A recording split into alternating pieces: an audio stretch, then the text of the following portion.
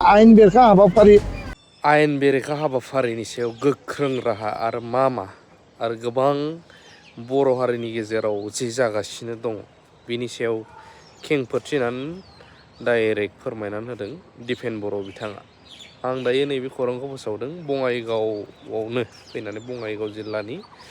मोनसे डक्टरनावहाय आं आदैखौ लाबोदोंमोन। नैबेनिफ्राय बे जायगानिफ्राय खौरांखौ फोसावहरनाय जाबाय। फोरखौ एवार खालामनो नागिरदों आरो सरकारखौ जायफ्रा ड्राग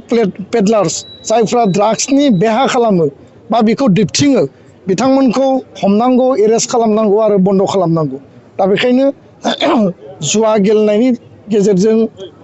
बेआइनि जौनि थासारिनि गेजेरजों गोबां माखासे इन्सिडेन्ट एक्सिडेन्ट जालांबाय, गोबां माखासे रेप केस जालांदों, गोबां माखासे बेबायदि मार्डार इन्सिडेन्ट जादों,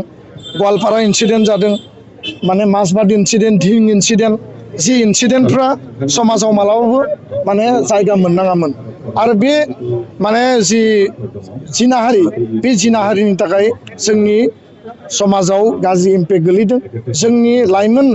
जायफोर हिन्जावसाफोर बिथांमोननि जिउआ धंस जादों। दा बेखायनो बेखौ होबथानायनि थाखाय दिनै बेयाव दाबि दैखांदों बे घटनाफोरा जाहाथे रिपिटेडलि उनाव मालाबाबो जानो मोना। गुबुन दिगा जाहैबाय जे मानसि लांखानाय, प्रलोभन होनानै दिनै उइमेन ट्राफिकिं माने बेयाव सब टारगेट खालामनाय जायो। दिनै बागान ओनसोलाव, बर'नि गोग्लैसोनाय माखासे ओनसोलाव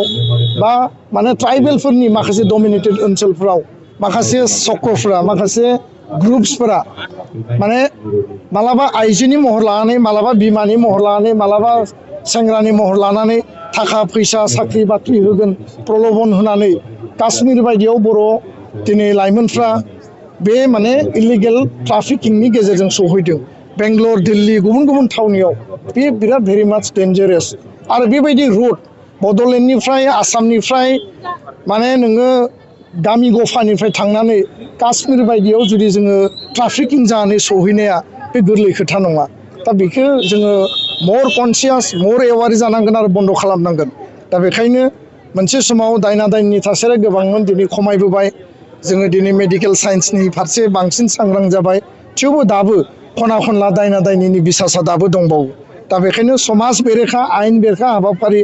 आरो समाजखौ गाज्रि खालामनाय जायखिजाया हाबाफारिखौ होबथानायानो बे एवारनेसनि गुबै थांखि। आरो सरकारा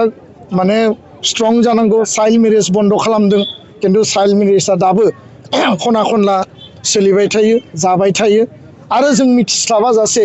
मालाबा बेफोर हाबाफारिफ्रा सोलिबाय थायो। दा बेखायनो समाजखौ सांग्रां खालामनांगौआ दुलाराय बर' फरायसा आफादनि गुबै थांखि। आरो बर' बिमा गौथुमनि आइजोनि जि मोनसे लिडारशिपआव बे गौथुमनि गेजेरजों समाज फोसाबनायनि बड'फाया जि गेरेमसा माहारि दानायनि खोथा बुंदों, आरो गुरुदेब कालिचरन ब्रह्मआ जि समाज फोसाबनायनि थाखाय जि मोनसे जोंनो मोनसे माने बानि होनानै गालांबाय, बेनि गेजेरजों बर' हारि दानायनि जि मोनसे मैखोम जोंनि हाबाफारि बा बिफावखौ जों मावलांनांगोन। आरो दिनैनि हाबाफारिया खोब मोजाङै जाफुंबाय। बे मोनसे गिदिर इम्पेक्ट समाज आरो बर' हारियाव लाबोगोन। आसाम आरो भारतनि सुबुंफ्रा बड' मादार एस'सियेसननि बे एवारनेस आरो बे दाबि दैखांनायखौ दिनै गोख्रोङै मिथिबाय। आं मिजिंथिदों बर' मादार एस'सियेसननि नेतृत्वआव फैबाय थानाय समाव आरो बिनिख्रुइ साबसिन आरो शक्तिशालिसिन हाबाफारिफ्रा माने जाफुंसार महर मोनगोन, आं बेखौनो मिजिंथिबाय। समाज बिजोङाव बर' आइजोफोरा आरजाथावै बायदिसिना बेखौ थारैनो बियो जोबोद मोनसे लाजिथाव, मुगैथावबो आरो माने इरेसपन्सिबोल आरो इरिलेभेन्ट होननानै जोङो बुंनांगोन। Social media, reel, WhatsApp, Facebook, जों इन्स्टाग्राम बयबो बाहायो। आरो दिनै मोनसे आल्ट्रा मडार्न आरो मडार्निटिनि नामाव जि मोनसे मडार्निटिखौ नोङो लक्ष्मन रेखाखौ बारनानै दिनै आब्रुथि गैयै माने जोंनि गाननाय जोमनाय, खोथा बाथ्रा बुंनाय बा बायदिसिना नोङो एक्टिं बा बायदिसिना पस्ट होनाय, बेफोरो जोंनि इयुन जेनेरेसन जायफोरा स्कुल कलेजाव दङ, जायफोरा टिनेज, जायफोरा माने चाइल्डहुड स्टेजाव दङ, जायफोरा माने एडाल्टहुड जायाखै, दाबो माने बैसोगोरा जायाखै, माने जिखौ भारतनि संबिधाना माने जि सिमा खानानै होदों, बिथांमोननि गोरलै मेलेमाव इम्पेक्ट खोलैयो। आरो समाजाव गाज्रि इम्पेक्ट खोलैयो दा लिबार्टिनि नामाव आरो लिबारेलिजेसननि नामाव जोङो गावखौनो बांद्राय अभार एक्सप'ज खालामनाय खोथा बाथ्रा बुंनायनिफ्राय गाननाय जोमनायनिफ्राय एक्टिं आरो पज होनायनिफ्राय दिनै बयबो गावखौ माने पपुलारिटि जाजानो लुबैयो गावखौ बयबो दिनै डेमनस्ट्रेसन होनो लुबैयो आरो बे पपुलारिटि आरो डेमनस्ट्रेसननि मुङाव दिनै समाजा जिखौ समाजनि जि मोनसे बन्धन समाजनि जि मोनसे माने खान्थि थायो मोनफ्रोमबो धोरोमाव आसार खान्थि थायो धोरोमनि माखासे बानिफोर थायो आरो सोद्रोमथि थायो गामियाव गामि आफादनि मोनसे नेमखान्थि थायो बेफोर गासैबो सिमाखौ दिनै माखासे सुबुंफ्रा बारनो हमदों आरो बारनानै दिनै बिथांमोना जेंनायाव गोलैदों मालाबा निमाहा बिफिनदों मालाबा गाब्र'नो गोनां जादों गादलिननो गोनां जादों आरो जिउआनो मालाबा खैफोद आरो धंसबो जानो गोनां जादों बेबायदिजों समाजा जेबो लाब जाया जोङो बास्तबमुखि साइन्टिफिक सिन्ताजों समाज आरो हारि दानायनि जोंनि ससाइटि जोंनि समाजाव गामि आफाद थायो धोरोम आफाद थायो गुबुन गुबुन धोरोम जि धोरोमावनो थाया मानो समाजाव जोंनि देरसिनफोर सेनियरफोर थायो जायफोरखौ जों मान होनांगौ आरो जिखिनि जोङो मावनो हायो देशनि नागरिक हिसाबै संबिधान आरो डेम'क्रेसिया जिखिनि जोंनो राइट होदों बेखिनिखौ मावब्लानो साबसिन जायो बिदि होननानै नोङो जुदि अभार एक्सप'ज खालामो जोङो वेस्टार्न कान्ट्रियाव थांनानै थायाखै